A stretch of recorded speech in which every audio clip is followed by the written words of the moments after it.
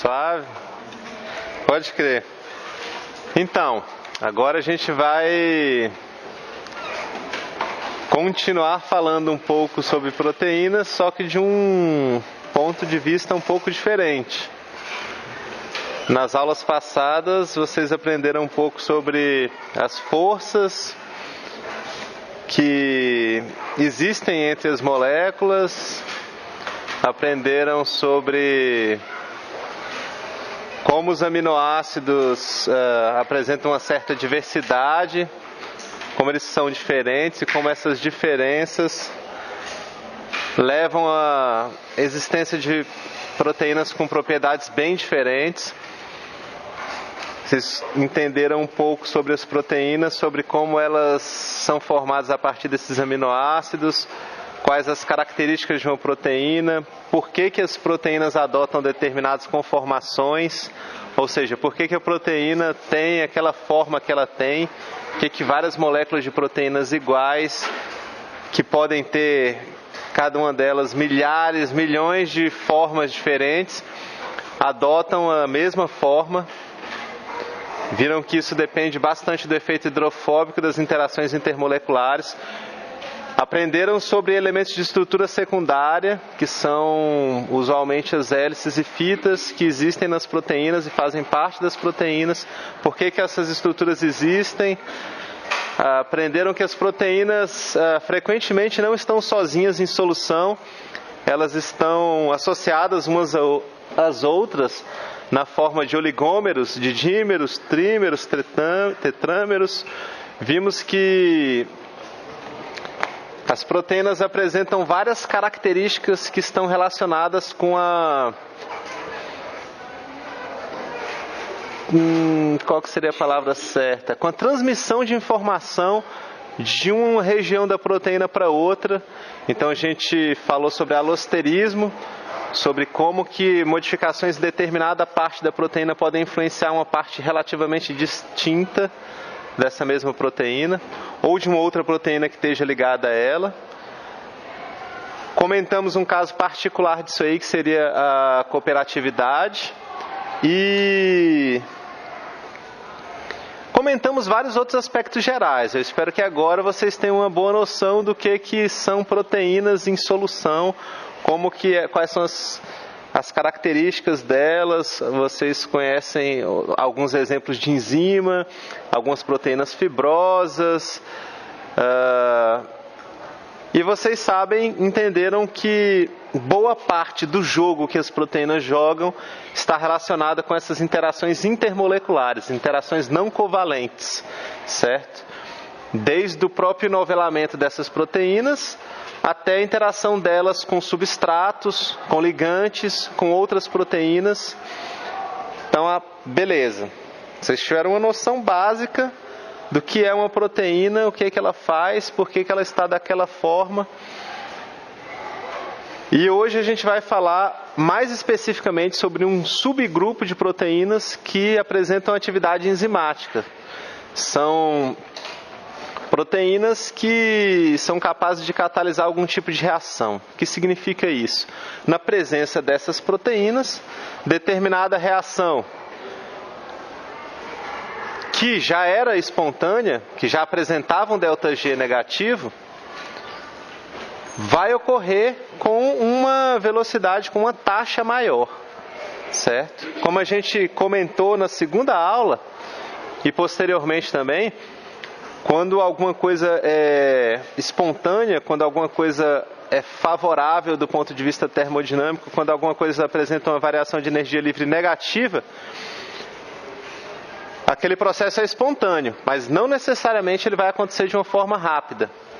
Pode demorar bastante tempo para que aconteça, mesmo que seja uma coisa espontânea, certo?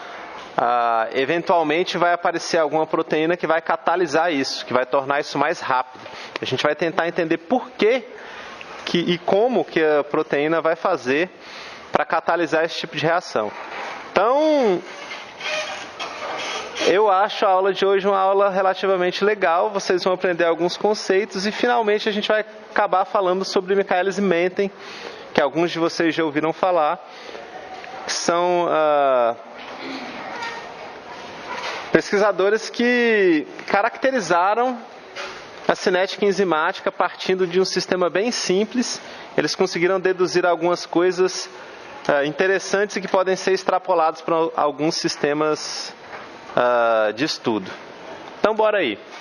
A lógica da aula de hoje é entender por que as enzimas atuam como catalisadores, conhecer os mecanismos, alguns pelo menos, da catálise enzimática, ter uma noção do que a gente chama de cinética enzimática, que é uma disciplina grande, daria para dar um curso só sobre cinética enzimática facilmente.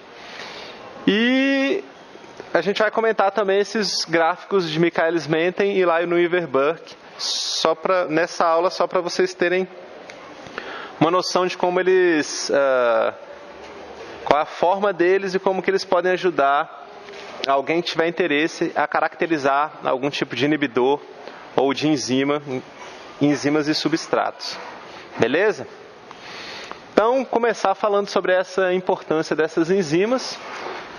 Logicamente, a gente está falando de enzimas aqui, no caso, proteínas, certo? Proteínas que vão apresentar atividade enzimática. Existem outras moléculas que apresentam atividade enzimática. Não é exclusivo das proteínas isso. E, claramente, a atividade enzimática das proteínas depende de como essas proteínas estão enoveladas, da forma dessas proteínas em solução. A catálise vai depender disso. Então, uma enzima ela pode perder a atividade dela facilmente se ela se desnovelar. Isso parece lógico. Beleza. Qual que é a grande jogada das enzimas? A grande jogada delas está isso aqui. Elas provêm um ambiente adequado para que determinada reação aconteça facilmente. Por exemplo, a gente comentou em alguma aula passada um caso de enzima bem complicado que seria a chaperona. Chaperona é uma proteína que auxilia outras proteínas a se novelarem. Como que ela faz isso? Ela, resumidamente, coloca essas outras proteínas que não estão totalmente noveladas em um ambiente relativamente restrito em termos de espaço, em um ambiente pequeno e hidrofílico. E daí, na hora que ela faz isso, as proteínas podem inovelar lá dentro. Então, ela está provendo o ambiente adequado para que determinada reação, que seria, no caso, o enovelamento de uma proteína, aconteça. Certo? Só que, em muitos casos, esses processos, por exemplo, enovelamento de uma proteína, pode ser desfavorável e lento, né? Conforme eu coloquei aqui. E daí elas só vão acelerar alguma coisa que já é possível, certo? Quando for desfavorável, como é que a gente vai fazer? Como é que as enzimas vão fazer quando quiser catalisar algum processo que não é favorável, que apresenta um ΔG positivo? Alguém tem alguma ideia de possibilidade de uma abordagem enzimática para catalisar uma reação que apresenta um ΔG positivo? A gente já viu exemplos disso aqui. Muitas enzimas fazem isso. Ao acoplar uma reação que apresenta um ΔG mais negativo a uma reação que apresenta um ΔG positivo, você acoplando as duas reações, por exemplo, no caso da hexoquinase, colocar um fosfato na posição 6 da glicose, você consegue, acoplando a essa reação a hidrólise do ATP, você consegue fazer com que essa reação ocorra de uma forma espontânea. Então, esse é um certo trunfo que as enzimas têm, porque elas são agentes capazes de acoplar essas reações.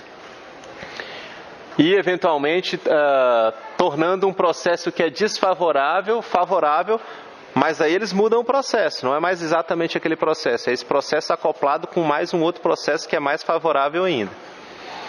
Beleza. Como que essas enzimas, quais são algumas das características dessas enzimas? Bom, primeiro eu já comentei, as enzimas não são exclusivamente proteínas, existem outras possibilidades para enzimas, tem catalisadores de vários tipos e tem, digamos assim, enzimas, atualmente está relativamente conhecido que esses RNAs, eles podem apresentar atividade enzimática, atividade autocatalítica, quer dizer, enfim, eu queria dizer, na verdade, atividade de autoclivagem. Falei bobagem, mas é a vida.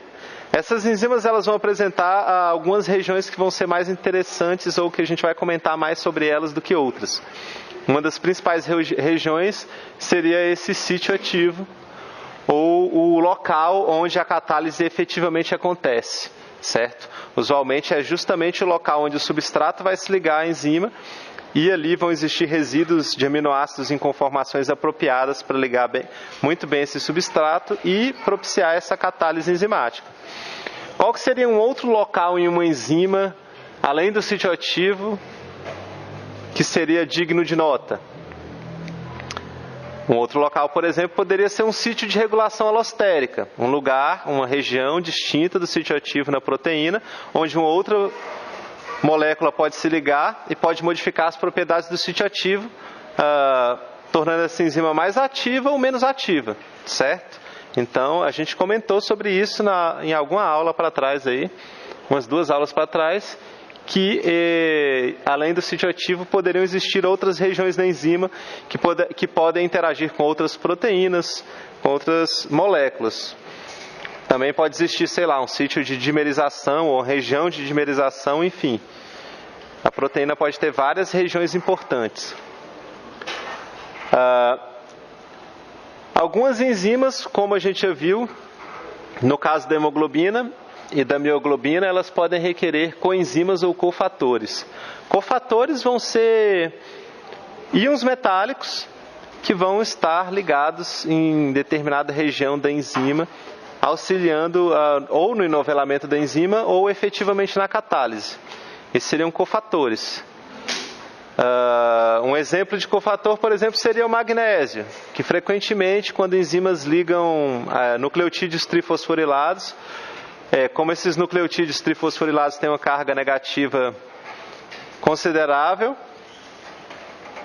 eles estão ligados, eles se ligam a íons de magnésio, que apresentam carga mais 2, isso ajuda a estabilizar esse sistema aí.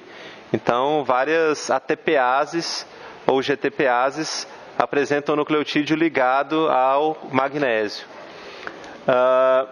Exemplos de coenzimas seria, por exemplo, algum tipo de cofator, algum tipo de molécula orgânica que esteja ligado à enzima e que auxilie a catálise. Então, frequentemente, quando eu estiver na aula, eu sempre confundo as palavras. Então, eu vou acabar chamando algum cofator de coenzima e vice-versa. Mas a lógica dos dois é mais ou menos a mesma. A diferença é que cofator está relacionado a átomos, íons, e coenzimas está relacionado a compostos orgânicos, como, por exemplo, alguma vitamina ou algum outro grupo que esteja associado à enzima e que vai ajudar ela ou a se novelar ou também vai participar nessa catálise. Beleza. Aqui tem uma tabela com alguns exemplos de cofatores, as enzimas, onde esses cofatores vão estar presentes. Então, desses aqui, para mim, né, na minha experiência, o mais comum é o magnésio e o manganês, mas existem outros, várias proteínas ligam zinco também, ferro. O ferro, você tem 2 estados aqui de oxidação e determinadas enzimas ligam isso, ou proteínas ligam o ferro seletivamente em um dos 2 estados. O cobre também, mas é bem menos comum. E outras enzimas. Aqui tem vários exemplos de enzimas que a gente vai ver ao longo do curso. Por exemplo, a piruvato quinase, a exoquinase a gente já comentou. Cai naquele exemplo que eu falei. Ela se liga a uma molécula de nucleotídeo, no caso é o ATP, e ela também se liga ao magnésio, justamente para estabilizar essa carga negativa do nucleotídeo. Exemplos de coenzima, um dos melhores talvez seja esse NADH, que a gente comentou na aula, em várias aulas, acho que umas 2 pelo menos, que esse NADH ele pode ser visto como um transportador de elétrons, devido a essa reação aqui. Então aqui está uma forma bem simplificada dele, né? Você vai ter um ADP, ou seja, uma coisa bem grande aqui, é um ADP ligado a uma ribose, enfim. E daí você pode ter aqui o transporte de elétrons, desses 2 elétrons, eles vão transportados nessa ligação aqui. Então é uma molécula orgânica que se liga numa proteína, auxiliando na catálise, é uma coenzima. É só uma definição. Quais são as vantagens da catálise por proteínas em relação à catálise inorgânica? Porque existem catalisadores que não são enzimas, são apenas átomos ou até pequenas moléculas que catalisam uma reação. Determinada reação acontece com uma taxa maior na presença dessas moléculas, desses catalisadores. Só que isso apresenta diversas desvantagens em relação às enzimas. Quais seriam essas desvantagens? Bom, aliás, quais seriam as vantagens das enzimas? A primeira de todas seria a especificidade. Com a enzima, você sempre vai ter a ligação do substrato em uma orientação única, em uma orientação específica. Então, o substrato sempre vai ligar da mesma forma na enzima. Por quê? Porque ele vai estar fazendo sempre as mesmas ligações de hidrogênio, vai estar sempre se posicionando no mesmo local. Os grupos do substrato, da molécula do substrato, vão estar sempre interagindo com os mesmos grupos, com as mesmas cadeias laterais da proteína. E daí vai se ligar sempre na mesma orientação, e essa vai ser uma orientação que já foi selecionada, né? E que é favorável para que a catálise ocorra. E não apenas isso. Como a gente está vendo aqui no exemplo dessa enzima, quando você tem esse substrato aqui, teoricamente ele pode ser degradado de diversas formas. Ele pode sofrer algum tipo de modificação para dar origem a diversas moléculas diferentes. Contudo, se você tiver uma enzima, você sempre vai ter esse produto. Nunca vai ter um produto diferente desse, certo? Você vai ter sempre a formação de um único produto. Isso é uma vantagem muito grande. Uma vantagem muito grande porque toda vez que você tiver um substrato e que você gerar um produto que não é o produto desejado, você está perdendo muita energia, né? Você vai ter que lidar com essa molécula nova que você gerou. E você vai ter produzido uma molécula que não é o que você quer naquele momento. Imagina se toda vez que a gente fosse ligar um fosfato numa glicose, quer dizer, enzimaticamente, isso fosse acontecer aleatoriamente em qualquer uma das hidroxilas da glicose. Isso ia ser muito complicado, né? A hexoquinase, ela sempre liga um fosfato na posição 6 da glicose. Isso faz com que você está utilizando a glicose exatamente como você quer, certo? Você gasta energia para fazer isso, você gasta um ATP para fazer isso, e você está conseguindo um resultado específico. Você já pode ter uma outra enzima logo em seguida que vai pegar a glicose 6-fosfato e vai reagir só com a glicose 6-fosfato, não reage com glicose 1-fosfato, nenhuma outra glicose, só a glicose 6-fosfato. Isso dá origem a uma via. Então, é muito importante esse aspecto da seletividade da enzima, certo? Você forma só o produto que você tem interesse em formar. Outra coisa é que as enzimas catalisam as reações em condições que são biologicamente relevantes. Não adianta determinada reação ser favorável, mas você ter que esquentar tudo até 80 graus. As enzimas, o nosso corpo não ia sobreviver a isso, né?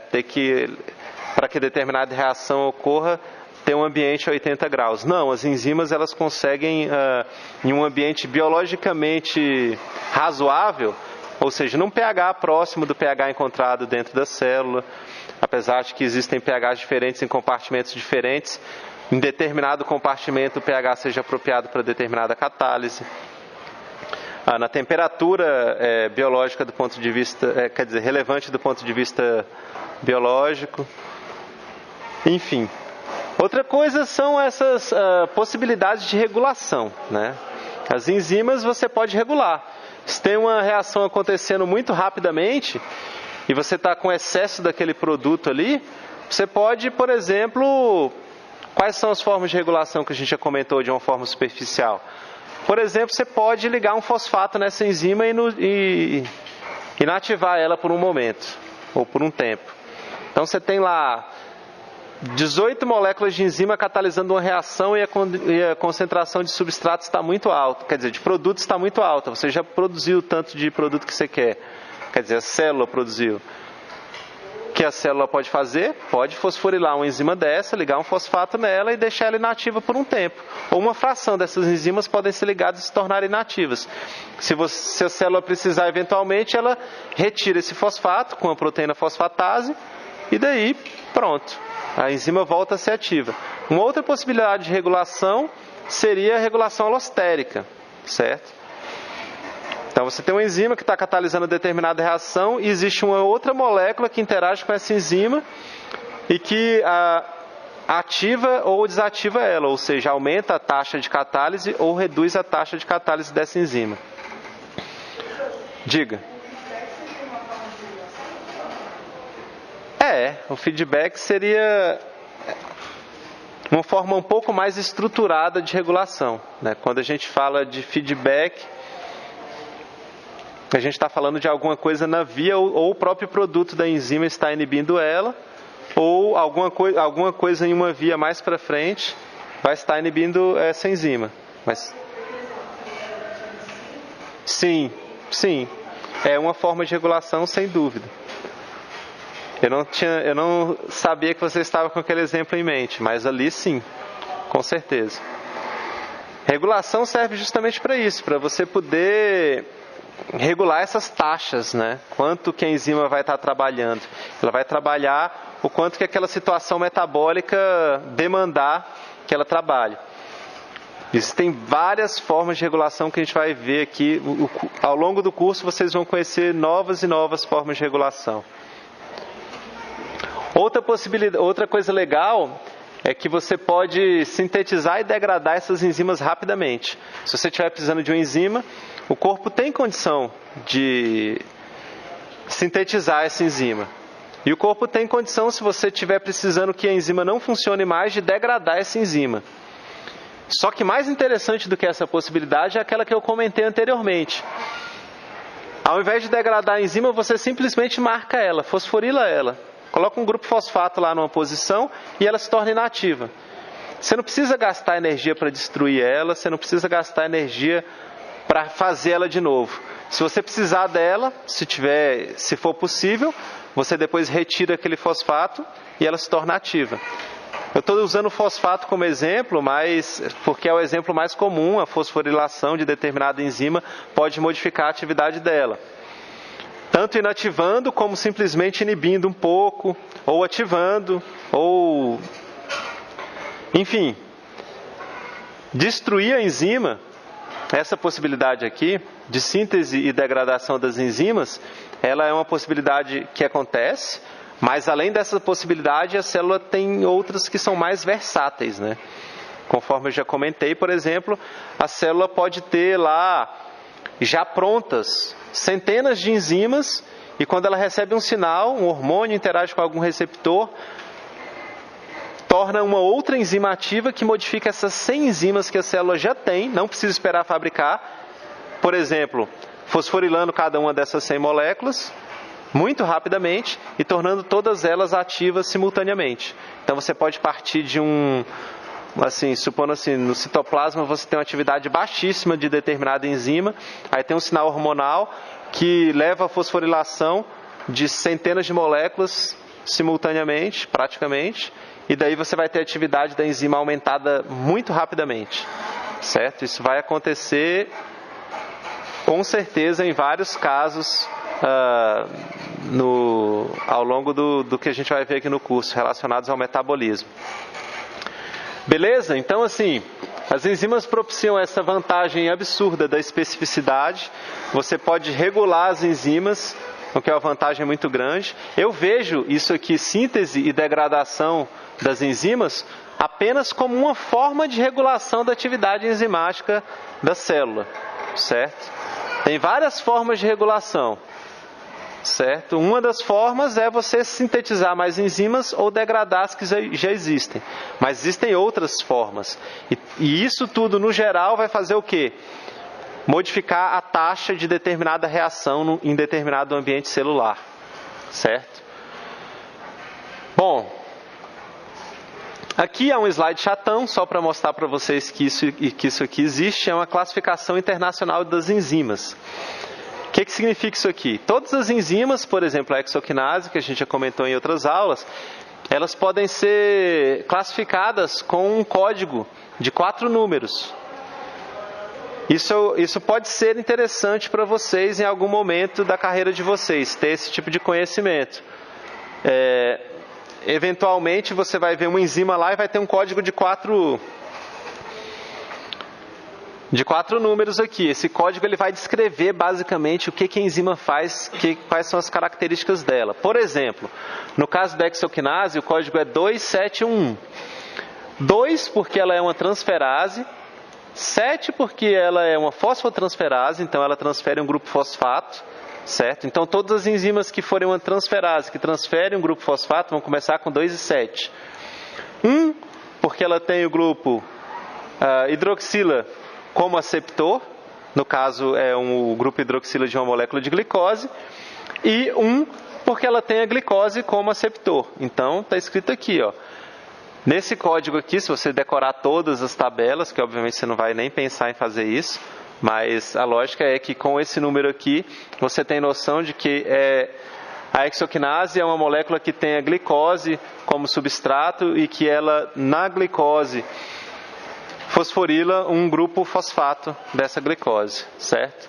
Então, qualquer enzima que vocês encontrarem vai apresentar um código desse aqui. E vocês não precisam decorar isso, mas é bom que vocês tenham noção. Algum dia vocês vão ver esses códigos e vocês vão falar, lá na aula de bioquímica eu aprendi que isso é uma forma de classificar a enzima. A gente pode ter uma ideia de que atividade que ela apresenta se a gente for pesquisar esse código aí. Beleza. Agora chegamos em uma parte mais interessante, a parte da termodinâmica. Então aqui a gente tem um exemplo de uma situação onde determinada reação é catalisada na ausência de enzimas, certo? Na verdade, nem é catalisada, determinada reação acontece na ausência de enzimas, certo?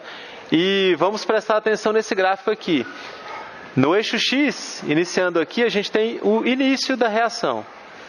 E à medida que a gente procede para a direita, a reação está procedendo, certo? Então a reação acontece nesse sentido. E aqui no eixo Y, quanto mais para cima, maior a energia, certo? Quanto mais para cima, mais positiva a energia livre. Então vamos dar uma olhada como que acontece essa reação. Começando aqui, temos o substrato no começo da reação e temos um produto aqui no final da reação. Para o substrato se tornar o produto, existe uma barreira de energia, que seria essa aqui. Essa barreira de energia aparentemente parece ser alta, né? É uma barreira de energia livre, certo? Olha as características dessa reação. O substrato apresenta uma energia livre mais positiva, né, do que o produto. Então, a variação de energia livre, a energia livre do produto menos a energia livre do substrato vai ser negativa, que é o que a gente vê aqui. Então essa reação apresenta um ΔG negativo. É uma reação espontânea, reação que teoricamente acontece. Só que para ela acontecer, esse substrato vai ter que ir para um estado de maior energia. Isso pode acontecer, por exemplo, com o aumento da temperatura, ou por esse substrato ter feito um choque fortuito com alguma outra molécula, de forma que a energia dele aumentou até esse ponto aqui. E esse ponto é um ponto importante, ele é chamado estado de transição. Esse estado de transição é um estado onde essa molécula está, digamos assim, excitada, ela está com energia maior do que a energia basal dela. A energia basal dela é essa aqui, e aqui ela está em um estado maior. E esse estado de transição pode ser visto como uma conformação ou uma configuração dessa molécula, certo? Uma forma que ela adota que apresenta maior energia. Essa maior energia pode ser entendida como uma vibração dessa molécula, uma distorção na geometria dessa molécula de leve, certo? E daí você tem um substrato aqui, uma moléculazinha, ela chega ao estado de transição. Quando ela atinge o estado de transição, ela tanto pode voltar ao estado normal dela aqui, quanto a reação pode proceder, ela pode se tornar produto, certo? Então, o estado de transição é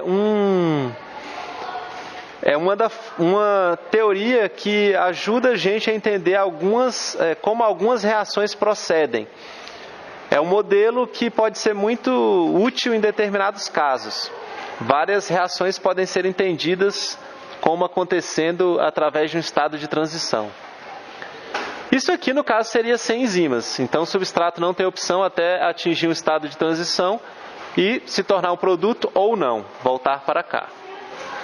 Temos um bando de valores de ΔG aqui.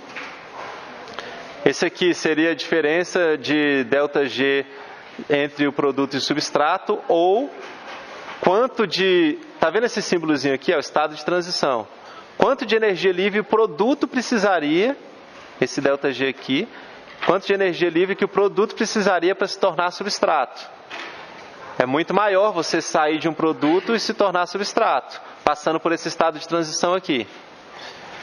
Já nesse caso aqui, esse aqui é a variação de energia livre necessária para o substrato chegar ao estado de transição e eventualmente se tornar produto. Então, esses valores aqui são os valores de energia livre para que se atinja o estado de transição. Isso é no caso de uma reação não catalisada. No caso de uma reação catalisada por uma enzima, nós teremos isso aqui. Novamente a mesma coisa, a reação procede no sentido do eixo X, e aqui a energia livre vai aumentar, né, no sentido do eixo Y. Então, a reação sem catálise seria simplesmente essa linha preta, igual ao slide passado. E com a presença de uma enzima, a gente pode ver isso de uma forma um pouco diferente. A gente pode começar a olhar através desse esquema aqui. Uma enzima mais um substrato interagem formando um complexo enzima-substrato.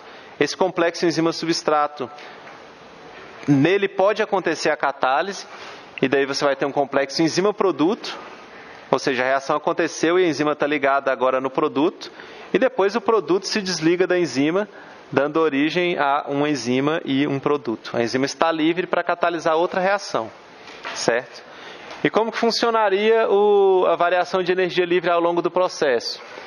Na presença de enzima, o estado de transição vai apresentar uma energia livre menor. Então, qual que seria a lógica do processo? Bem, pelo jeito, a enzima está reduzindo a energia que o substrato precisa para atingir o estado de transição. Na presença de enzima, o estado de transição apresenta uma energia um pouco menor. Então, você consegue atingir esse estado de transição com uma energia menor, porque a enzima ajuda você a fazer isso, a atingir esse estado de transição. Como que aconteceria a catálise? Você teria um substrato, ele teria uma pequena energia livre para se tornar um complexo enzima-substrato. Para que a reação aconteça, vai ter o estado de transição que apresenta essa energia livre aqui. A reação pode, depois que estamos nesse ponto, a reação pode tanto não acontecer, quanto acontecer. E depois que aconteceu, a enzima vai se desligar do substrato, dando origem ao produto. Então, o que a gente está observando nesse gráfico muito simplificado é que a variação de energia livre para atingir o estado de transição catalisado é muito menor do que a variação de energia livre para atingir o estado de transição em uma reação não catalisada, certo? Então, o estado de transição ele é atingido de uma forma mais suave se você estiver na presença de enzimas. Ficou claro isso aqui? Diga. Quando a reação atinge o estado de produção e não se torna produto, volta para o substrato, isso é porque a proteína foi esmaganada? Não. Isso é porque acontece aleatoriamente.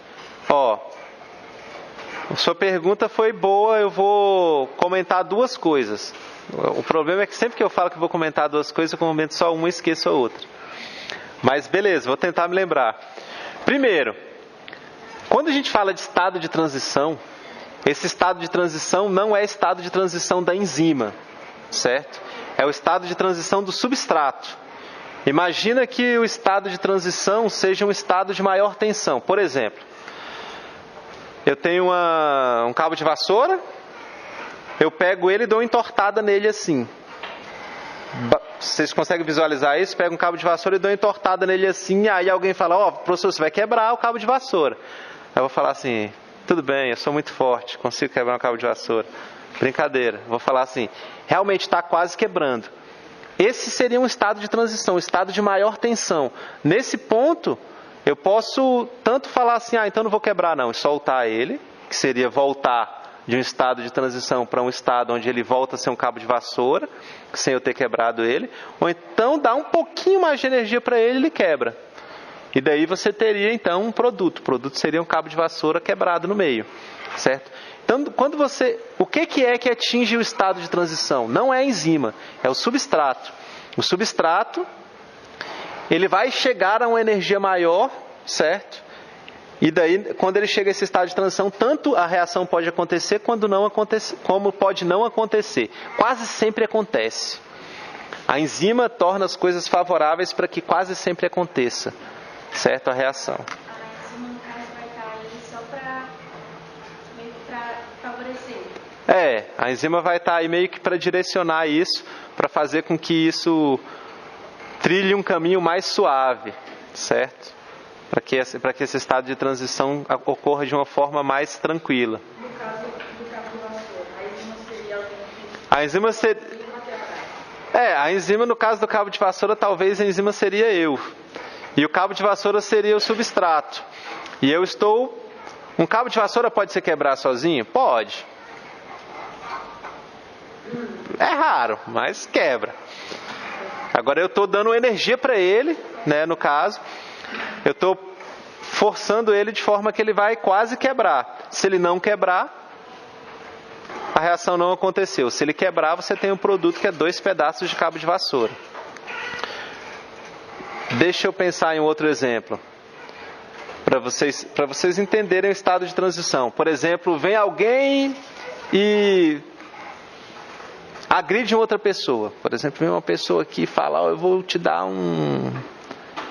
vou te bater, fala para mim. Aí eu faço assim, não, você não vai.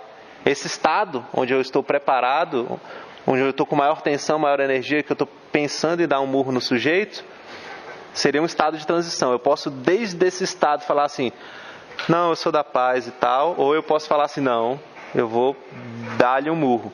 Esse é um exemplo, não é um exemplo bom, mas quando eu der um exemplo bom, vocês, sei lá, avisem, porque eu estou tentando desde o começo do curso e está difícil. Quer ver um outro exemplo? Então, nesse exemplo, né, um estado de transição seria um estado de maior energia, né, um estado de maior tensão, um estado onde eu estou mais propenso para que aconteça uma coisa ou outra. Ou eu não dou um murro, ou eu dou um murro. Um outro exemplo de estado de transição seria, por exemplo... esse é bom, quer ver? Quando vocês estão assistindo uma novela lá, e daí chega o mocinho e a mocinha, ou então são simplesmente 2 personagens assim, aí por um acaso eles param assim, bem próximos um do outro, assim, um olha pro outro, você não vai me matar, você não vai, nanana. Aí tipo rola aquela tensão assim, e você pensa assim, eles vão se beijar. Esse é um estado de transição, rola uma tensão, eles estão próximos. Eles estão próximos, em uma orientação favorável, certo? E daí eles podem desde falar assim, não posso fazer isso porque eu sou casado, ou então... Aí a reação não acontece, ou eles podem falar e beijar simplesmente. Mas é um estado de maior tensão, é um estado em que a orientação está favorável, é um estado onde duas coisas podem acontecer. Ou a reação pode proceder, ou a reação pode não proceder. E esse estado é um estado do substrato. O substrato é a molécula que vai atingir esse estado de transição, não é a enzima, certo? Tanto é que aqui você não tem enzima e você tem o estado de transição, certo? Beleza. Fale. Professor, relacionado à ingestão, se você tem uma falha na produção de suco biliar ou pancreático, isso atrapalharia a digestão de uma proteína, você talvez gastaria mais energia para digerir essa proteína? Eu acho que atrapalharia, poderia atrapalhar, depende. Agora, gastar mais energia para digerir, aí é uma pergunta um pouco mais complicada. Assim, o processo de digestão de proteínas especificamente, que é o que você está falando, ele envolve principalmente uma série de enzimas, tipo a tripsina, quimotripsina, enzimas que estão presentes no sistema digestivo e variações no pH, no ambiente, realmente podem influenciar. Agora, você não necessariamente gasta mais energia. O que acontece é que a digestão pode ser ineficiente. Você pode, por exemplo, comer proteína e não digerir ela. Ela pode atravessar o seu trato... não absorver. Tipo, se ela não for apropriadamente digerida, você não vai absorver a proteína inteira. Você absorve só pequenos aminoácidos ou peptídeos, certo? Então, não sei se eu respondi essa pergunta, mas... Você não comentou a segunda coisa. Então, esse aqui é o problema, já esqueci. Mas beleza, eu acho que dá para vocês entenderem o estado de transição de uma forma como sendo uma coisa que o substrato passa por ele, um estado de maior energia que o substrato, que existe no substrato e que eventualmente leva a uma catálise ou não. Quando vocês forem pensar, por exemplo, lembra que eu mostrei para vocês uma molécula de glicose? Pensa numa molécula de glicose um pouquinho entortada. A molécula de glicose tem determinada forma. Se ela tiver um pouquinho diferente, certo? Ela pode estar no estado próximo ao estado de transição. A enzima faz isso fazendo ligações na molécula, várias ligações, e alterando um pouco a geometria dessa molécula. Para a molécula de glicose ligar no sítio ativo, ela tem que ligar um pouco tortinha, certo? E isso significa que ela teve que ganhar um pouco de energia conformacional para atingir aquele estado. Então seria o estado de transição. A gente vai ver mais exemplos disso. Beleza. Tem várias coisas relacionadas a essa termodinâmica da reação, inclusive que quando você tem uma ligação de uma enzima no substrato, acontece a dessolvatação parcial da enzima, do substrato, eles interagem através de ligações de hidrogênio, que são ligações intermoleculares que a gente já verificou, e essa interação tem uma variação de energia livre associada a ela, certo? A formação do complexo enzima-substrato apresenta uma variação de energia livre. Usualmente ela é negativa e essa variação de energia livre ela é utilizada, né, para dar andamento à catálise, certo? Então essas enzimas aqui, conforme eu já falei, elas vão auxiliar o substrato a alcançar o estado de transição. Então o estado de transição é do substrato. O substrato é a molécula que, quando se liga à enzima, se liga de uma forma um pouco, digamos assim, diferente, um pouco estranha. E essa forma estranha pode ser vista como estado de transição. Uma coisa interessante é que quando a enzima se liga no substrato, você vai estar fazendo, já foi selecionado aquele sítio ativo, né? De forma que aquele sítio se liga no substrato muito bem. De forma que as interações que eles fazem são muito boas e muito próximas das interações ideais, do máximo possível de interação, tanto que o substrato quanto que a enzima podem fazer. Por isso a ligação é favorável. Por quê? Porque acontecem muitas interações. Beleza. Continuando aqui com a termodinâmica da reação. Como que a enzima faz para reduzir para tornar esse valor de energia livre mais negativo? Bom, primeiro, já comentei aqui que essas interações intermoleculares são próximas das ideais, né? Então, para fazer essas interações ideais, o substrato não pode ligar de qualquer jeito na enzima. Tem que se ligar do jeito mais perfeito, mais bonitinho possível. Ele pode até se aproximar de uma forma não apropriada, mas na medida que ele vai interagindo com a enzima, ele vai indo para a conformação mais adequada, para a forma mais favorável para que a catálise ocorra. Certo? Uma outra coisa interessante, não muito comentada, é que você tem essa dessolvatação do substrato, certo? E isso aqui é muito importante, que na medida que a enzima se aproxima do substrato e vai fazendo ligações com ele, interações intermoleculares, ligações de hidrogênio, moléculas de água saem dali, né? Então eles são parcialmente dessolvatados. Quando você retira moléculas de água de determinada região, quando você retira grupos polares de determinada região, você pode estar modificando a constante dielétrica, né? Não sei se eu comento isso aqui. Comento. Você pode causar uma variação na constante dielétrica. Se você causa uma variação na constante dielétrica, as interações polares se tornam mais fortes, principalmente se você tiver reduzido a constante dielétrica. As interações polares estão relacionadas à interação entre cargas, né?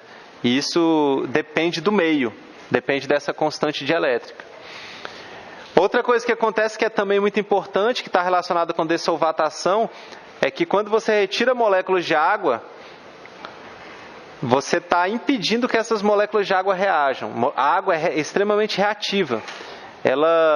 Se você tiver uma espécie carregada, uma espécie instável, a molécula de água pode atuar, por exemplo, como nucleófilo e se ligar a esse grupo que esteja deficiente em elétrons, por exemplo. Enfim, dessolvatação vai levar a uma modificação desse ambiente onde a interação está acontecendo, protegendo o substrato ou o estado de transição do substrato de um eventual ataque da água, certo? E também, eventualmente, reduzindo a constante elétrica local, tornando as interações ainda mais favoráveis. Aqui eu estou falando sobre os mecanismos de catálise. São vários mecanismos, eu vou dar exemplos para vocês.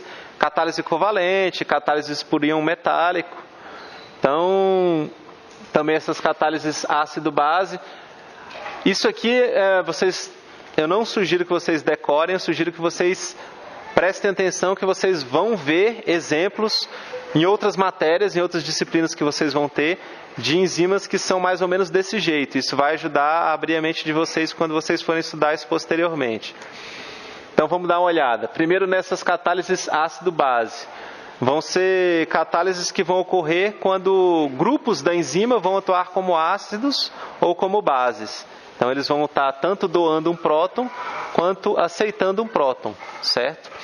E a única coisa que eu quero deixar clara é que sempre que uma enzima catalisar uma reação, antes da catálise e depois da catálise, a enzima tem que estar na mesma forma. A enzima não pode ser consumida durante o processo de catálise.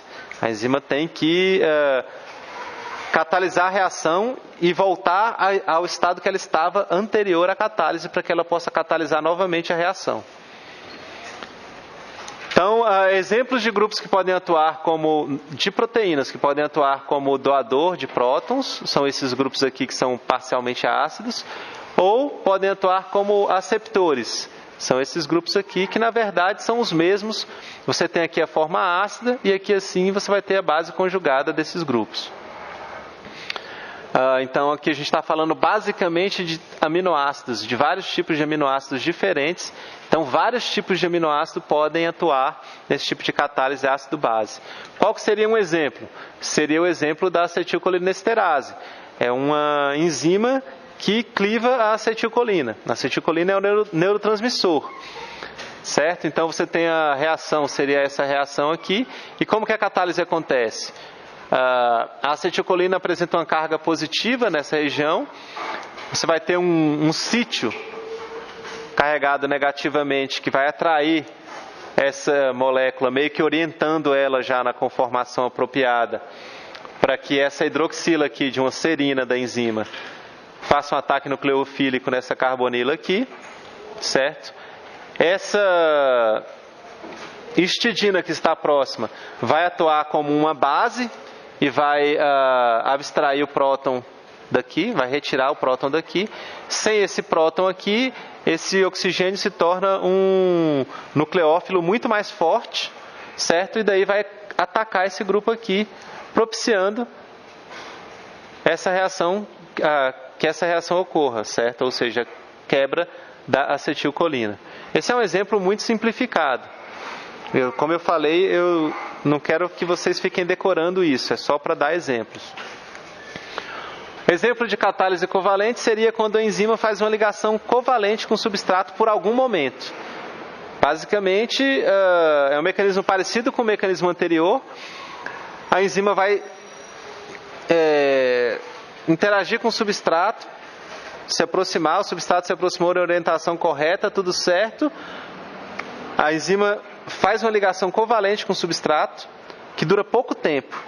Uma ligação covalente transiente. Depois essa ligação covalente é quebrada e o substrato se separa da enzima. Então ela só por algum momento acontece essa ligação covalente. Não fica ligado covalentemente para sempre. Certo? Então, quais são os grupos que podem ser nucleófilos? São esses grupos aqui. E quais são os grupos que podem ser eletrófilos? São esses grupos aqui.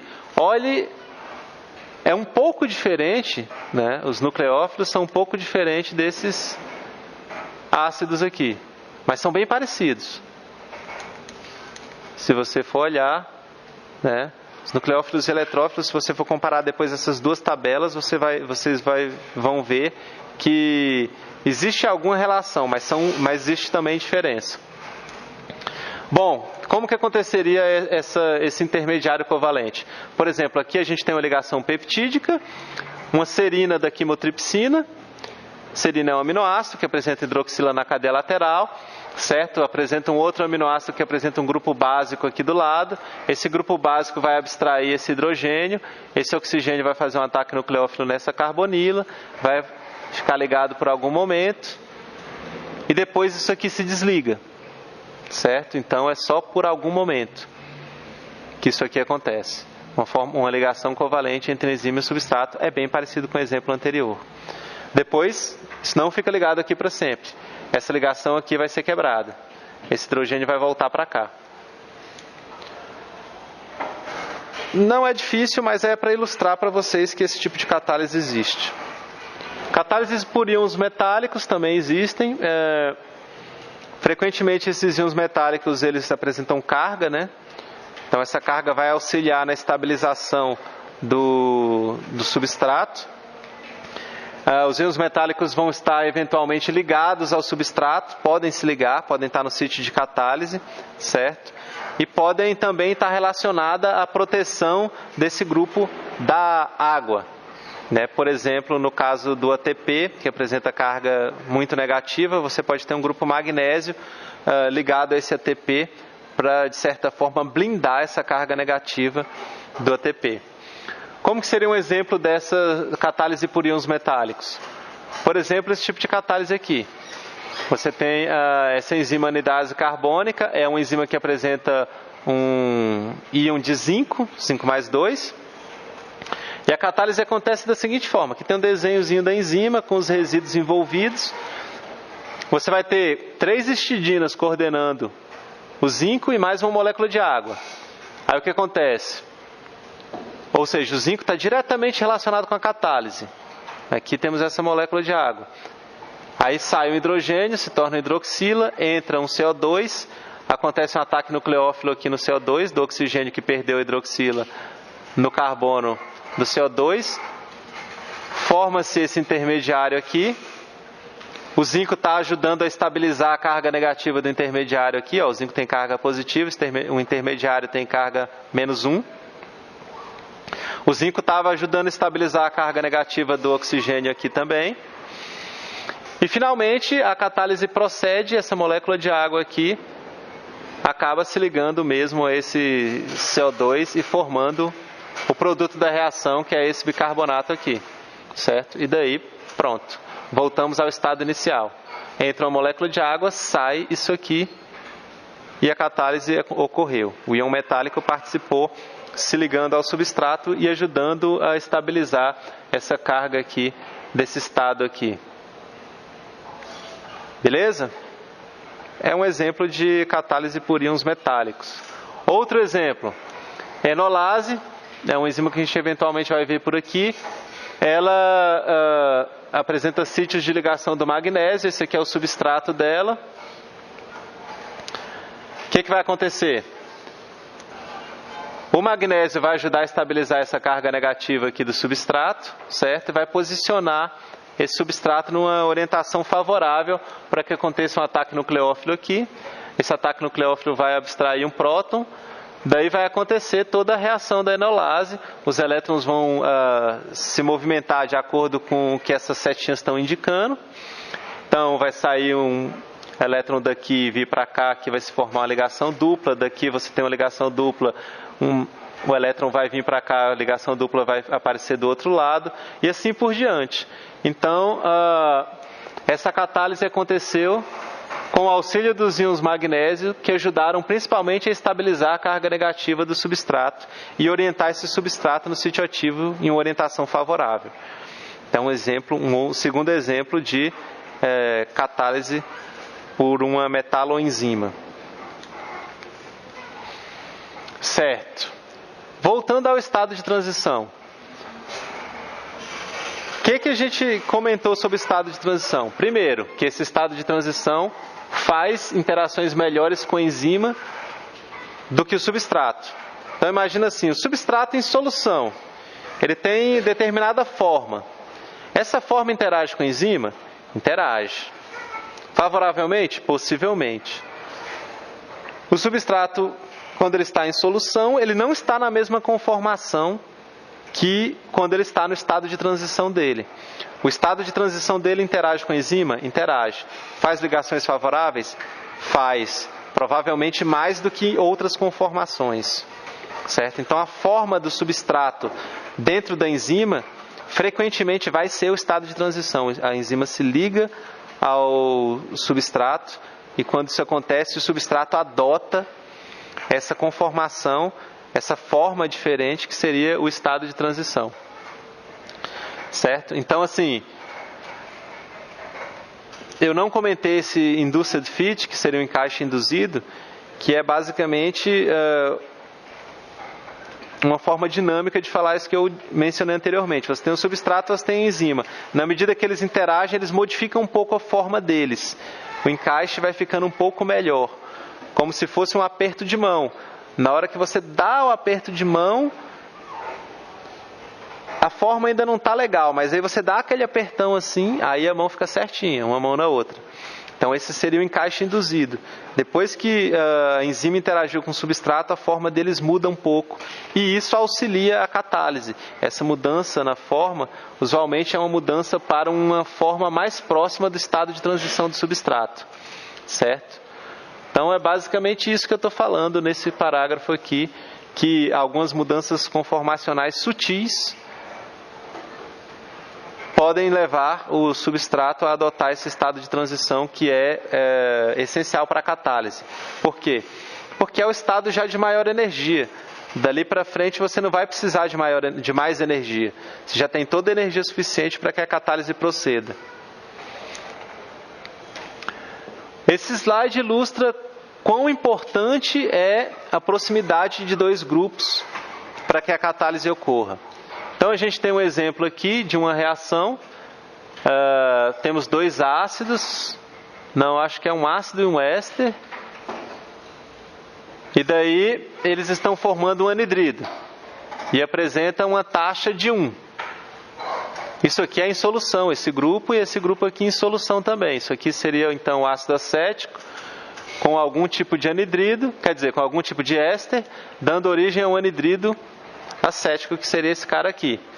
Beleza, taxa de formação 1.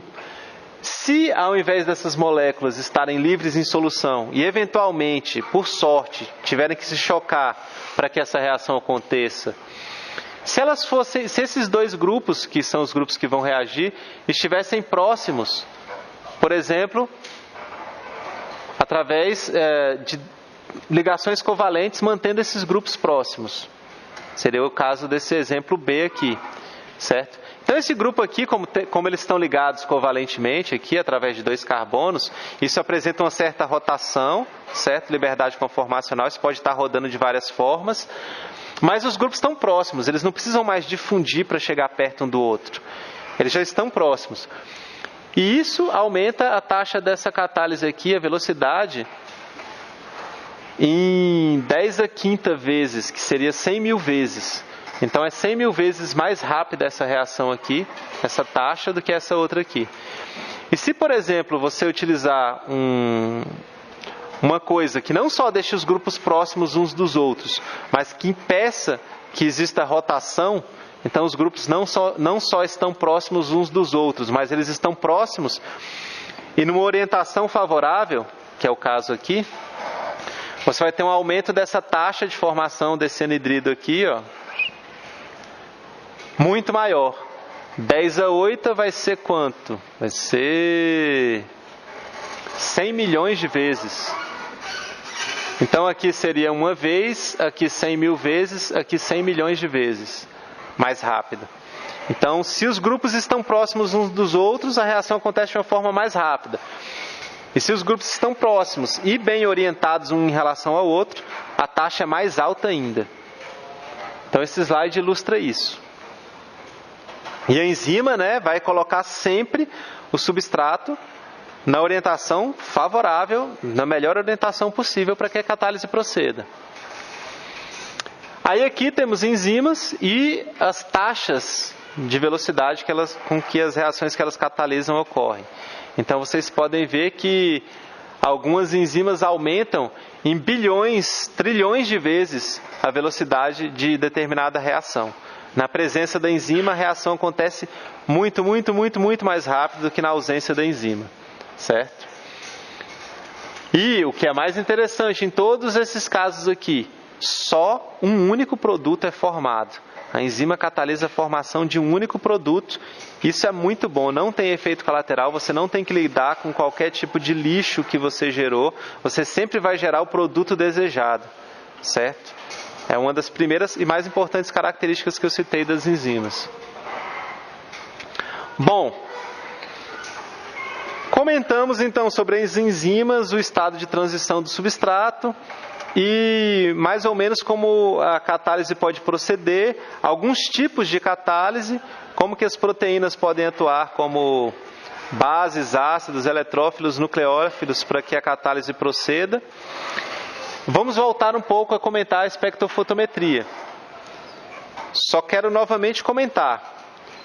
Eu já comentei isso numa aula passada, funcionamento básico de um espectrofotômetro. Por quê? Porque a gente vai utilizar o espectrofotômetro para monitorar a velocidade de determinada reação enzimática. Como que a gente vai fazer isso?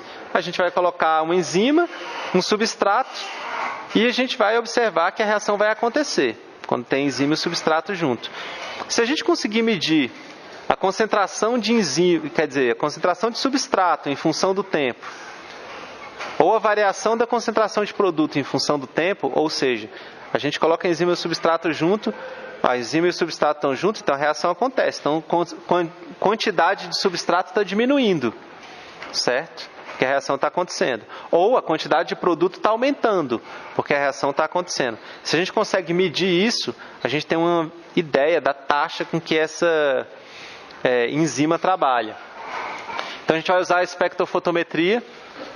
Como eu já comentei, temos uma lâmpada um monocromador. O monocromador vai garantir que apenas um comprimento de onda incida sobre a amostra. Você sabe a intensidade do comprimento de onda que está incidindo sobre a amostra.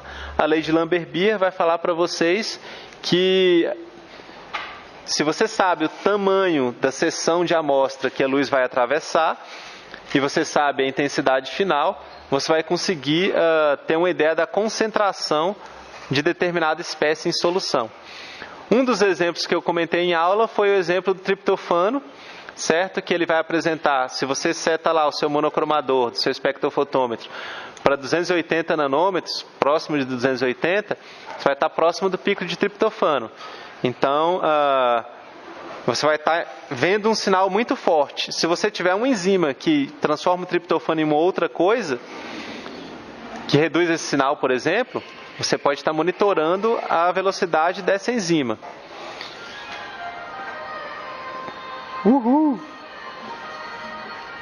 Aí, tipo, a lógica é que a gente dê uma olhada, que a gente tenha em mente a existência desse espectrofotômetro aqui, a possibilidade de utilizar ele.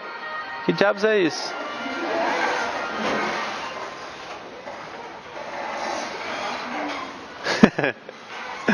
Beleza. Então, o espectrofotômetro pode ser uma ferramenta que pode ser utilizada para monitorar o andamento de uma reação enzimática. Esses dois caras aqui, o Michaelis e a Menten, geralmente, pessoal, vocês já ouviram falar em Michaelis e Menten? Não ouviu falar? Ninguém nunca ouviu falar? Poxa, eles são importantes, são mais legal que a galera que está no Big Brother. Ó, esses caras aqui foram pesquisadores que fizeram um trabalho seminal no estudo da cinética enzimática, né? Geralmente o pessoal fala Michaelis Menten achando que é uma única pessoa. Só que na verdade é o Michaelis e a Menten, certo? Eles, através de uma proposição bem simples, eles conseguiram estudar e propor como que as enzimas catalisam as reações. O que eles falaram? Eles falaram o seguinte, para acontecer a reação, a enzima interage com o substrato. Faz sentido? Faz sentido, né? Não é por telepatia que a enzima vai e catalisa a reação estando distante do substrato. Não. Eles têm que se aproximar, eles têm que interagir. Então, existe a formação de um complexo enzima-substrato. Certo? É obrigatória a formação de um complexo enzima-substrato. E só após a formação desse complexo é que ocorre a reação. Então, eles propuseram isso. Simplesmente, ao propor isso, ia fazer medidas utilizando equipamentos, por exemplo, parecidos com o espectrofotômetro. Eles conseguiram medir a redução da concentração de um substrato, que seria essa curva vermelha, em função do tempo, ou o aumento da concentração do produto em função do tempo. A velocidade de consumo do substrato vai ser igual à velocidade de formação do produto? Vai. Né? Não é o substrato que está sendo formado, quer dizer, que está sendo consumido e o produto que está sendo formado? É. Então, se você tiver 1 molar de substrato e ele for convertido em 1 molar do produto, a velocidade de consumo do substrato é a mesma da velocidade de formação do produto. Faz sentido, né? Então, isso é uma ideia de velocidade, né? A variação da concentração do substrato em função do tempo ou a variação da concentração de produto em função do tempo. De posse disso, eles falaram assim, beleza, vamos fazer umas continhas. Mas essas contas são bem fáceis. Basicamente eles falaram, enzima interage com substrato, formando complexo enzima-substrato. Beleza? Depois o complexo enzima-substrato pode ou virar enzima e substrato de novo, ou a reação pode acontecer e virar enzima e produto. Então a gente tem essas taxas de associação aqui da enzima com substrato, formando complexo enzima-substrato, taxa de dissociação desse complexo em enzima e substrato livre, ou a taxa de catálise mesmo, que seria a formação do produto e tal. E daí eles falaram assim, ó, uma coisa eu tenho certeza. Complexo enzima-substrato existe. Eu vou assumir que isso existe. Que a enzima interage com o substrato em orientação favorável e tal, mais ou menos da mesma forma, e sempre vai existir esse complexo enzima-substrato. Legal. Então vamos pensar sobre essas taxas aqui.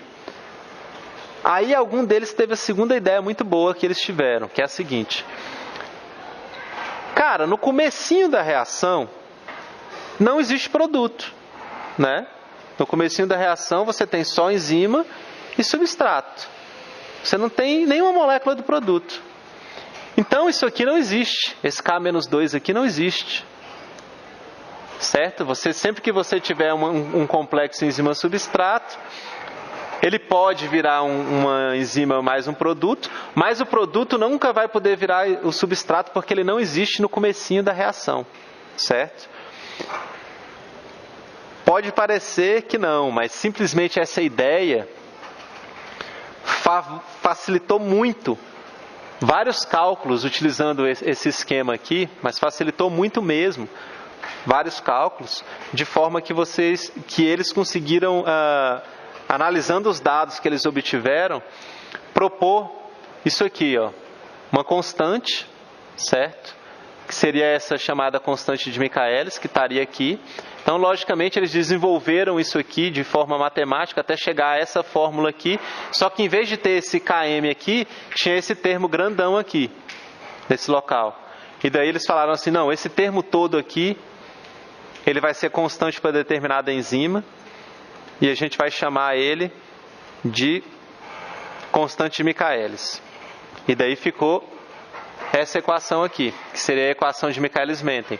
É uma equação que relaciona a velocidade inicial de uma reação, aquela velocidade naquele momento em que não existe produto ainda, certo? Com a velocidade, com a concentração do substrato. Notem que a constante de Michaelis está relacionada a esse termo aqui, ou seja, está relacionada à taxa de associação da enzima com o substrato. Então ela vai dar para você uma ideia de quão favorável é essa interação desse substrato com essa enzima, certo? Além disso, a constante de Michaelis vai falar para você o quê? Bem, ela é um termo que está relacionado com as outras taxas, certo? É um termo que está relacionado com as outras taxas. Está relacionado com as outras taxas para quê? Sempre para um complexo enzima-substrato. Então, você vai ter uma constante de Michaelis para cada par de enzima e substrato. Por exemplo, se esse substrato for glicose, essa enzima se liga na glicose e faz alguma modificação nela. Supondo que ela não seja uma enzima muito específica, e ela se liga na frutose também. E catalise uma reação com a frutose também, a mesma reação com a frutose ou com a glicose. Então a gente vai falar, a enzima tem 2 substratos. Ela vai ter uma constante de Michaelis para cada um dos substratos. Por quê? Porque essas taxas aqui vão ser diferentes para cada substrato. Certo? Que a enzima tiver. Então ela vai ter uma constante de Michaelis para cada substrato. Então a constante de Michaelis, ela é associada a cada par de enzima e substrato. Beleza? Beleza.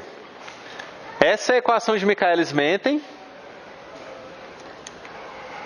E eles chegaram nessas conclusões através do estudo da variação da concentração de substrato em função de tempo. Certo? Então, assim, quando você vai analisando a velocidade de uma reação pela concentração de produto ou de substrato em função do tempo, você percebe que no começo da reação a velocidade é maior. Depois a velocidade meio que diminui. Por quê? Acaba o substrato, né? Então, assim, por exemplo, vamos ver essa curva aqui de baixo. Você tem uma concentração de substrato de 0,2 micromolar. É uma concentração baixa. No começo a velocidade até é razoável. Logo depois vai acabando a concentração de substrato. A velocidade fica Quer dizer, a concentração do produto não aumenta, porque acaba o substrato, certo? Então você vai tendo aqui que no início da reação a velocidade é maior. E o que a equação de Michaelis-Menten relaciona é a velocidade inicial da reação, certo? Então, quando a gente for fazer um gráfico, sempre a gente vai extrapolar a velocidade inicial. Vocês percebem que aqui, por exemplo, nessa curva tem uma parte que é mais ou menos reta e depois ela começa a ficar curva? A gente tem que extrapolar essa reta aqui. E essa reta que foi extrapolada, ela vai nos dar a velocidade inicial dessa reação. Então, para fazer esse gráfico no mundo real, a gente vai obter resultados mais ou menos desse jeito. A linha vermelha aqui seria uma extrapolação da velocidade inicial e a linha aqui seria a concentração do produto variando em função do tempo. Essa linha com os pontinhos. Esse aqui seria o gráfico de Michaelis-Menten propriamente dito, certo? O gráfico que essa equação aqui vai nos dar. Quando que a gente vai obter esse gráfico aqui? Bom, quando a gente fizer vários experimentos, certo? Que nos digam qual que é a concentração do substrato, qual que é a velocidade inicial em relação à concentração do substrato. Você vai ter que fazer vários experimentos para determinar a velocidade inicial da reação com concentrações de substrato diferentes. Então, por exemplo, com essa concentração, aqui no eixo X você vai ter a concentração de substrato. Essa concentração de substrato aqui me dá uma velocidade igual a essa aqui. Essa concentração de substrato aqui me dá uma velocidade dessa aqui. Logo no comecinho, concentração bem baixa de substrato, você vai ter uma velocidade inicial bem baixa, certo? E aqui no gráfico de Michaelis-Menten, através de algumas substituições aqui, você vai perceber que o valor de Km vai ser igual ao valor da concentração do substrato quando a velocidade máxima da reação, quer dizer, quando a velocidade que você tiver na reação naquele momento for a metade da velocidade máxima. Repetindo o que eu falei de uma forma meio confusa. O valor numérico da constante de Michaelis, qual que é a unidade da constante de Michaelis? Molar. É a mesma unidade da concentração do substrato. E o valor numérico dessa constante, certo? Ele vai ser igual ao valor da concentração do substrato, que vai propiciar a metade da velocidade máxima. Então, se eu falar para você assim, tem uma enzima lá que eu calculei lá no meu laboratório, o Km dela é 10 micromolar. Significa que se você tiver essa enzima e tiver uma concentração do substrato de 10 micromolar, a velocidade da reação vai ser a metade da velocidade máxima, certo? Aí você fala assim, então se eu dobrar, chega na velocidade máxima? Vamos ver. Você tem o valor de Km aqui. Com a concentração de substrato de 10 micromolar, por exemplo, você tem metade da velocidade máxima. Se você dobrar seria aqui. Isso é a velocidade máxima? Não. Então, se você dobrar essa concentração, você não vai ter a velocidade máxima, devido a essa natureza da forma dessa curva. Vocês estão entendendo alguma coisa? Mais ou menos. Mais para mais ou mais para menos? Beleza, se tiverem qualquer dúvida aí, podem perguntar, que ajuda. Bom, então esse aqui é quando a gente fala, sabe o gráfico de Michaelis-Menten? A gente vai estar se referindo a um gráfico desse. No eixo Y, nós temos a velocidade inicial da reação. No eixo X, nós temos a concentração de substrato, certo? E a curva vai apresentar essa forma e na concentração do substrato igual ao valor numérico da constante de Michaelis, a velocidade vai ser a metade da velocidade máxima da reação. Quando que eu vou atingir a velocidade máxima da reação? Quando você tiver uma concentração de substrato próximo do infinito. Quando a sua concentração de substrato for muito grande, notem aqui que essa aqui é a velocidade máxima. Mas para chegar nela, você vai ter que ter uma concentração de substrato muito alta. Hã? Eu acho que... Bom, depende se for na teoria ou na prática. Mas eu acho que você consegue chegar na velocidade máxima. Sim, no mundo real. Porque concentrações infinitas não existem, né? É limitado isso. Mas uma concentração muito alta. Usualmente eu estava falando de um km no valor de 10 micromolar. Você vai conseguir aumentar isso no máximo, assim, em laboratório, até, sei lá, talvez molar, milimolar, muitos milimolar, tipo 500 milimolar. No corpo humano, a concentração das coisas não chega a essa concentração, esse valor tão grande, certo? Pelo menos da maior parte das coisas. Bom, essa é a equação de Michaelis-Menten, esse é o gráfico. Vamos ver algumas coisas, algumas considerações. Como eu mencionei, a constante está relacionada à afinidade da enzima pelo substrato, né? Então ela te dá uma ideia de quão bem a enzima interage com o substrato. Por quê? Porque tem um termo aqui na constante, que seria esse termo K1 aqui, que está relacionado à associação da enzima com o substrato.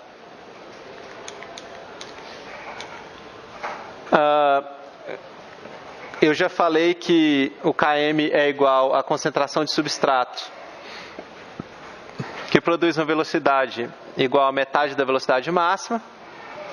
Já comentei com vocês que cada conjunto de enzima e substrato vai apresentar um valor de Km. Se tiver uma enzima que tem 10 substratos, ela vai ter 10 valores de Km. 1 Km para cada conjunto enzima-substrato, certo? Isso aqui é válido basicamente para enzimas que têm apenas um substrato e um produto, certo? A princípio. É o que eu tentei deixar claro no começo, não sei se ficou. Michaelis e Menten, eles começaram a estudar enzimas e eles tiveram que estudar um sistema bem simples para conseguir assumir algumas coisas e, assumindo essas coisas, chegar a alguns cálculos que batessem com os resultados experimentais, né? Nunca ia funcionar se eles começassem estudando uma enzima que tem 3 substratos e 2 produtos, entendeu? Que é muito mais complexo. Aí aqui tem um exemplo, né? Se para uma enzima metade da velocidade máxima ocorre quando utilizamos 15 micromolar de substrato, o Km para essa enzima com esse substrato é 15 micromolar, certo? E finalmente a gente pode utilizar esses valores de Km, a gente consegue facilmente fazer ensaios de cinética enzimática no laboratório e determinar o valor de Km e utilizar esses valores de Km para comparar enzimas diferentes. Tipo assim, uma enzima de humano apresenta uma atividade menor do que a enzima de bovino, certo? As enzimas devem ser bem parecidas, uma de humano com a de bovino, só que a de bovino apresenta uma atividade maior, apresenta um valor de Km que vai ser maior. Beleza. Valores de Km para alguns complexos enzimas substrato. Hexoquinase, ATP, temos aqui 0,4 milimolar.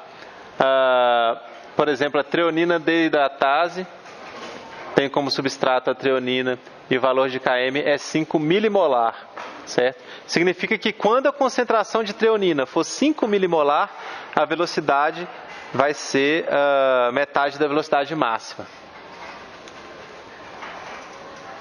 Beleza.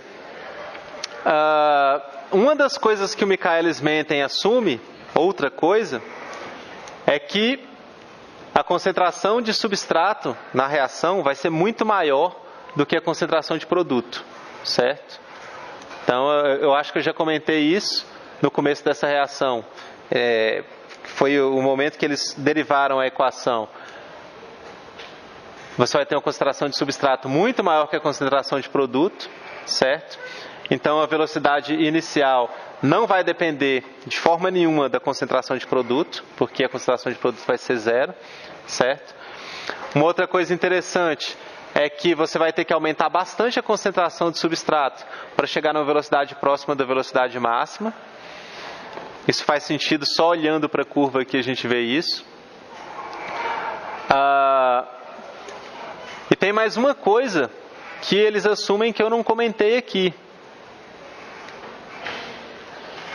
que como a concentração de substrato vai ser muito maior do que a concentração de enzima, você vai ter uma concentração mais ou menos constante do complexo enzima-substrato em solução, certo? Você vai ter muito substrato e você vai ter pouca enzima. Então, provavelmente, a maior parte dessas enzimas vai estar ligada no substrato.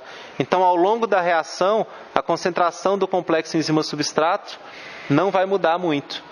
Porque tem muito substrato, né, pouca enzima, sempre vai estar a enzima ligada no substrato na mesma proporção. Bom, existe uma outra coisa que eu quero só comentar com vocês, que seria esse CACAT aqui, que seria só essa etapa aqui, a etapa final mesmo, a etapa da catálise. Depois que o complexo enzima-substrato se formou, você tem a formação do produto. Esse CACAT, ele te fala a propensão dessa formação, certo? Essa é uma taxa que vai te falar sobre quão bem a enzima transforma o substrato em produto depois que o complexo enzima-substrato foi formado, certo? Também é interessante porque se você tiver muito substrato, ela vai ser igual ao número de moléculas de substrato que vai ser convertida em produto por tempo, para cada molécula de enzima, certo? Então é um jeito de você medir quão bem essa enzima catalisa a reação, né?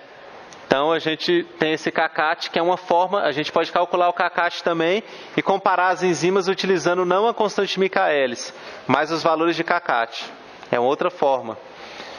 E tem uma outra coisa aqui, que é a eficiência catalítica, que é a relação entre o CACAT e o KM. Mas eu só quero comentar isso com vocês, só para vocês saberem. Cinética enzimática é uma disciplina que pode ser muito complicada. A gente está vendo exemplos simples, conceitos básicos, mas é uma coisa que pode ser complexa, dependendo do sistema que você for estudar. Dá para dar um curso só sobre isso. E facilmente. Dá para dar um curso só sobre uma parte da cinética enzimática. Mas vocês vão estar estudando enzimas, vão estar lendo o Lehninger lá, e eventualmente ele vai estar falando para vocês assim: essa enzima tem o KM não sei quanto. O CACAT é não sei como. Eficiência catalítica, que é o valor do CACAT dividido pelo KM, certo? Esse CACAT, ele te dá a ideia de quão rápido, depois que aconteceu a interação, a formação do complexo enzima-substrato, quão rápido a reação acontece. Então, são para vocês familiarizarem com esses termos: eficiência catalítica, CACAT, KM. Mas o KM a gente vai estudar nessa aula e na aula seguinte um pouco mais aprofundadamente. Aqui tem como você encontra os valores de CACAT. É a velocidade máxima dividida pela concentração do substrato. Em condições saturantes pela concentração de enzima em condições saturantes do substrato. Aí você tem uma tabela, será que eu tenho aqui uma tabela? Tenho uma tabela com os valores de CACAT, de KM e da eficiência catalítica para várias enzimas.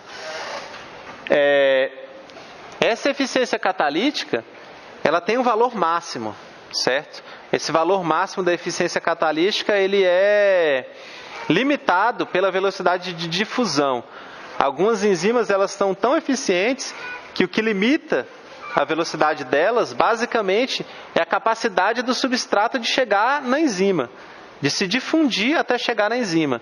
É tão rápida, ela gera tão rapidamente produto, que toda molécula de substrato que chega na enzima, ela transforma em produto tão rápido, que o limitante não é o quanto que a enzima trabalha, é a dificuldade que o substrato tem de chegar na enzima, certo? Então aqui a gente tem algumas enzimas. A velocidade de difusão das moléculas em solução é mais ou menos 10⁸ ou 10⁹, e você tem aqui enzimas que têm valores de eficiência catalítica próximo desses valores, 10⁸, mais do que 10⁸ aqui. Então essa enzima aqui, por exemplo, crotonase, eita, essa eu não conheço não. Eu não faço ideia do que essa enzima faz. Pelo menos não estou me lembrando agora. Agora, ela é muito eficiente, certo? Ela apresenta um valor de kcat dividido por km de 2,8 vezes 10 a menos 8. Isso é próximo do valor limitado pela difusão, certo? Então, algumas enzimas são muito eficientes e essa é a ideia desse slide, é ilustrar isso para vocês. Aqui é um outro slide que eu mostro como vocês podem obter o valor de kcat, dividindo a velocidade máxima pela concentração de enzima. Esse aqui é um gráfico de Michaelis-Menten, como que a gente vai fazer ele. Lá nas aulas de Biobex, a gente vai provavelmente no final do curso tentar fazer um gráfico desse aqui. Vai ter umas 2 ou 3 aulas para tentar fazer isso. Você vai calcular esses pontos e vai ajustar uma reta, certo? E finalmente, para complicar um pouco mais, temos um problema com a equação de Michaelis-Menten, um problema na hora que a gente está fazendo estudos. Qual que é esse problema? A equação não dá uma reta para a gente. A equação de Michaelis-Menten dá essa curva aqui e isso às vezes não é bom. Por quê? Porque facilita quando você for sobrepor um gráfico desse aqui para várias enzimas diferentes, facilitaria se fosse reta, né? Então, temos outros cientistas que, no caso Lineweaver e Burke, eles propuseram essa equação aqui. A equação ela é chamada de duplo recíproco, porque basicamente eles dividiram todos os termos da equação por 1, certo? Aliás, colocaram 1 sobre todos os termos da equação, dos dois lados da equação de Michaelis-Menten, e obtiveram essa forma aqui. Essa forma ela apresenta um formato de reta, de forma que a intersecção a intersecção dessa reta com os eixos x e y dão para a gente informações importantes. Como que seria esse gráfico? Teria essa cara aqui.